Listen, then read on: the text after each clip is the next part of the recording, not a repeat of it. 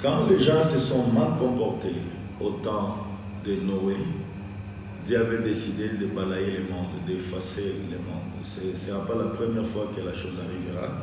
Au temps de Noé, déjà Dieu avait effacé le monde entier par les eaux du déluge. Il a fait périr tout le monde. Pourquoi? Parce que les gens s'étaient mal comportés. Et ce n'est pas seulement le monde, même Israël en tant que nation. Quand il arrivait que cette nation que Dieu avait choisie sur la terre pour être sa nation, pour être son pays, quand nous disons que Dieu a un pays sur la terre, c'est Israël. Ce n'est pas les Congo, ce n'est pas la France, ce n'est pas la Russie, ce n'est pas les États-Unis, ce n'est pas quoi encore. Mais le pays de Dieu, la nation que Dieu avait choisie sur la terre, c'est Israël. Mais cette nation de Dieu, quand elle se comportait mal, quand elle faisait des choses qui ne plaisaient pas à Dieu, Dieu punissait cette nation. Il suscitait une nation pour venir la détruire. Nous pouvons lire par exemple dans Jérémie au chapitre 5, si vous pouvez le lire avec moi, Jérémie au chapitre 5, à partir du premier verset jusqu'au 19e, nous allons lire ceci. Jérémie chapitre 5. Bon, on peut sauter ou alors on va lire tous les passages, donc du premier au 19e verset. Nous lisons ceci. Parcourez les rues de Jérusalem, regardez, informez-vous, cherchez dans les places. S'il s'y trouve un homme, s'il y en a un, qui pratique la justice, qui s'attache à la vérité, et je pardonne à Jérusalem. Même quand ils disent l'Éternel est vivant, c'est faussement qu'ils jurent. Éternel, tes yeux n'aperçoivent-ils pas la vérité? Tu les frappes et ils ne sentent rien. Tu les consumes et ils ne veulent pas recevoir instruction. Ils prennent un visage plus dur que les rocs. Ils refusent de se convertir. Je disais, ce ne sont que les petits. Ils agissent en insensés parce qu'ils ne connaissent pas la voie de l'Éternel, la loi de leur Dieu. J'irai vers les grands et je leur parlerai, car eux, ils connaissent la voie de l'Éternel, la loi de leur Dieu. Mais ils ont tous aussi brisé les joues, rompu les liens. C'est pourquoi les lions de la forêt les tuent, les loups du désert les détruisent, la panthère est aux aguets devant leur ville. Tous ceux qui en sortiront seront déchirés, car leurs transgressions sont nombreuses, leurs infidélités se sont multipliées. Pourquoi te pardonnerai-je? Tes enfants m'ont abandonné et ils jurent par les dieux qui n'existent pas. J'ai reçu leur serment et ils se livrent à l'adultère. Ils sont en foule dans la maison de la prostituée, semblables à des chevaux bien nourris qui courent çà et là, chacun hennit après la femme de son prochain. Ne châtierai-je pas ces choses-là, dit l'Éternel? Ne me vengerai-je pas d'une pareille nation? Montez sur ces murailles et abattez, mais ne détruisez pas entièrement. Enlevez ces ceps qui n'appartiennent point à l'Éternel. Car la maison d'Israël et la maison de Juda m'ont été infidèles, dit l'Éternel. Ils renient l'Éternel. Ils disent, il n'existe pas. Et le malheur ne viendra pas sur nous. Nous ne verrons ni l'épée, ni la famine. Les prophètes ne sont que du vent, et personne ne parle à eux. Qu'il leur soit fait ainsi. C'est pourquoi ainsi parle l'Éternel, le Dieu des armées, parce que vous avez dit cela. Voici, je veux que ma parole dans ta bouche soit du feu, et ce peuple du bois, et que ce feu les consume. Voici, je fais venir de loin une nation contre vous, maison d'Israël, dit l'Éternel. C'est une nation forte, c'est une nation ancienne, une nation dont tu ne connais pas la langue et dont tu ne comprendras point les paroles. Son carquois est comme un sépulcre ouvert. Ils sont tous des héros. Elle dévorera ta moisson et ton pain. Elle dévorera tes fils et tes filles. Elle dévorera tes brebis et tes bœufs. Elle dévorera ta vigne et ton figuier. Elle détruira par l'épée tes villes fortes dans lesquelles tu te confies. Mais en ce jour, dit l'Éternel, je ne vous détruirai pas entièrement. Si vous dites alors, pourquoi l'Éternel, notre Dieu, nous fait-il tout cela? Il leur répondra, comme vous m'avez abandonné et que vous avez servi des dieux étrangers dans votre pays, ainsi vous servirez les étrangers dans un pays qui n'est pas le vôtre. Donc vous comprenez que quand Israël même pouvait mal se comporter, Dieu envoyait une nation, il suscitait une nation qui venait de très loin pour pouvoir punir ces pays qui appartenaient même à Dieu. Alors aujourd'hui, nous ne pouvons pas être surpris quand nous voyons qu'il y a une nation qui s'élève contre une autre nation. Nous ne pouvons pas être surpris quand nous voyons qu'il y a un pays qui va se battre dans un autre pays, qui va envahir un autre pays. Et surtout que nous avons lu dans Matthieu chapitre 24 qu'une nation s'élèvera contre une nation. Il y aura des guerres, il y aura des bruits de guerre. On ne peut pas être surpris parce que cela est annoncé dans la prophétie. Souvent, les gens refusent l'accomplissement de la prophétie, surtout en ce qui concerne la destruction, parce qu'ils craignent que leur projet ne soit pas mené à terme, qu'ils n'aient pas réalisé leur projet. Mais mes chers amis, c'est le projet de Dieu qui est important plus que tout autre projet. Que vous le vouliez ou pas, la volonté de Dieu s'accomplira. Que vous ayez fini avec vos projets ou que vous n'ayez pas fini avec vos projets, cela ne dira rien à Dieu. Ça ne va pas influencer la volonté parfaite de notre Dieu. Nous nous remercions le Seigneur quand nous voyons que la prophétie est en train de s'accomplir. Parce que quelque part, le Seigneur Jésus a dit, quand vous verrez ces choses arriver, relevez vos têtes parce que votre rédemption approche. Donc quand nous voyons une nation s'élever contre une autre nation, quand nous entendons parler de guerres et des bruits de guerre, pour nous, ça nous réjouit parce que nous savons que bientôt sera l'éternité. Nous avons lu là-bas qu'il y aura la famine, il y aura ceci et cela. Aujourd'hui, le prix du carburant est en train d'augmenter chaque jour. Vous entrez dans la station aujourd'hui, vous achetez les carburants, le lendemain quand vous revenez, c'est un autre prix.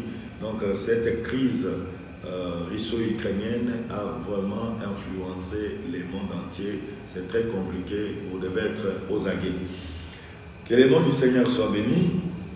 Et comme nous voyons aujourd'hui que la Russie est suscitée par Dieu pour détruire d'autres puissances, telles que l'Ukraine est déjà envahie, c'est un peu compliqué. Et c'est ce qui conduira à la destruction totale du monde entier. Alors, ne diabolisez pas la Russie, parce que c'est juste un instrument entre les mains du Seigneur. Que le nom du Seigneur soit béni. Je prendrai le point 1. Là, je dirais ceci selon la prophétie. Parce que je vous ai dit que les prophètes que Dieu nous a envoyés, c'est William Branham. Le premier point que je prendrai selon la prophétie, la Russie n'est pas l'Antichrist. Comme nous le savons bien, l'Antichrist sera religieux, ce ne sera pas une nation quelconque qui sera l'Antichrist. Cela aura trait avec la religion. Et ce n'est pas aujourd'hui que l'Antichrist est apparu. Et vous devez aussi le savoir que Antichrist signifie anti-parole.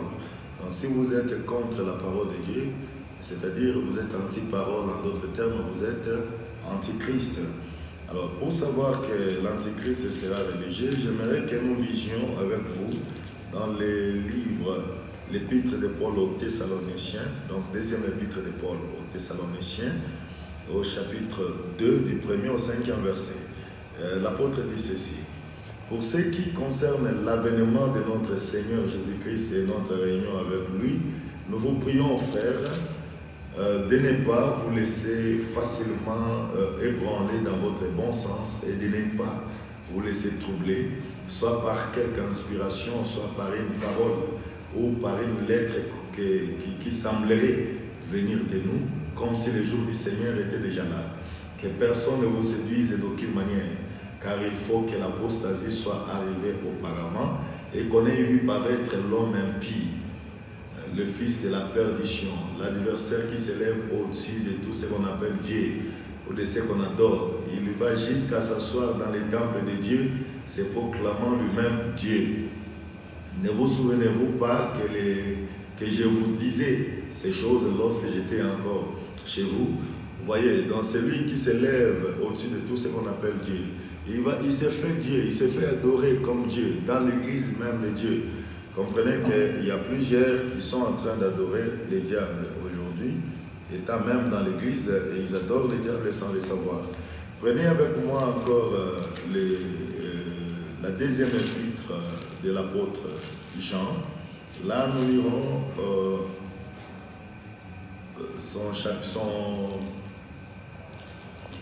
son premier chapitre, le 40e verset, ce sera le verset 7. Car plusieurs séducteurs sont entrés dans le monde et ne déclarent pas publiquement que Jésus-Christ est venu en chair. Celui qui est tel, c'est le séducteur et l'antéchrist. Donc comprenez que l'antéchrist n'est pas vraiment une nation quelconque, mais l'antéchrist aura à combattre l'œuvre de Dieu, la parole de Dieu. Il sera donc religieux. Alors la Russie n'est pas l'antéchrist. N'allez pas dire des choses qui pourront peut-être vous coûter cher un jour, car vous ne saurez pas comment réparer cela.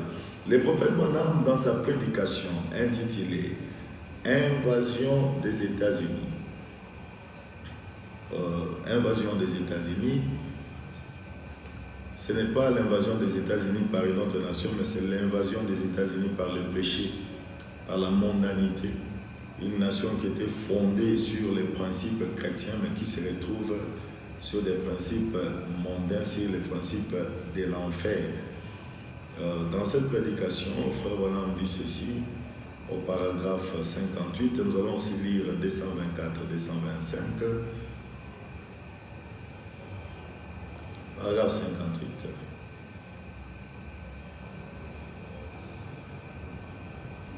L'invasion des États-Unis, paragraphe 58. Donc, l'homme du péché, en train de s'élever avec puissance, tellement trompé. Oh, j'ai entendu un ministre ce matin, un homme rempli de l'esprit, il parlait de la marque de la bête. Et il disait que l'antéchrist, c'était la Russie. Quelle erreur! Ah, la Russie n'a rien à voir là-dedans. Non, monsieur. Ça, c'est selon l'écriture. Bon, mais remarquez, dans cette grande époque où nous vivons, voici une mise en garde. Au paragraphe 224, nous sommes en train de dire que la Russie, dans la prophétie, n'est pas l'antéchrist. Donc, si vous croyez que la Russie est l'antéchrist, en tout cas, enlevez ça de votre esprit. Vous croyez à la fausseté. Paragraphe 224 à 225, la même prédication du prophète Branham, c'était prêché le 9 mai 1954. Il dit ceci: nous reviendrons à cette invasion. Nous devons encore voir ce qu'elle a fait dans les foyers et dans bien des endroits, les écoles et d'autres endroits ailleurs. Nous y reviendrons. Mais l'invasion des États-Unis, le diable l'a prise sous son contrôle. Ne craignez pas la Russie. La Russie n'a rien à faire là-dedans. Nous le faisons nous-mêmes. C'est notre état de pourriture à nous ici même. C'est exact. Je rappelle que Frère Branham était de nationalité américaine. Là, il est en train de parler de sa propre nation qui est déchue de la grâce. Dans sa prédication, la démonologie, domaine religieux, au paragraphe 216, Frère Branham va nous dire ceci. Écoutez attentivement au paragraphe 216. Or, certains ont dit, oh, la Russie est l'antéchrist. Jamais. La Russie n'est pas l'antéchrist. L'antéchrist sera tellement religieux qu'il séduirait même les élus si c'était possible. Souvenez-vous, Dieu retire son homme, mais jamais son esprit. Le diable retire son homme, mais jamais son esprit. Maintenant, les voilà. Faites comme vous voudrez. Je ne suis responsable que de la vérité. Que le nom du Seigneur soit béni. Donc la Russie, comprenez qu'elle n'est pas l'antichrist. Ça, c'est notre premier point dans la prophétie. La Russie n'est pas l'antichrist. Ce n'est pas parce que la Russie a envahi l'Ukraine que vous allez la taxer de l'antichrist. Ce n'est pas parce que la Russie fait la guerre à l'Ukraine, contre l'Ukraine, Ou peut-être elle peut faire la guerre contre une autre nation qu'elle enrichissera l'Antichrist. Non, c'est un instrument entre les mains du Seigneur, dans la main de Dieu, pour pouvoir exécuter la volonté de Dieu.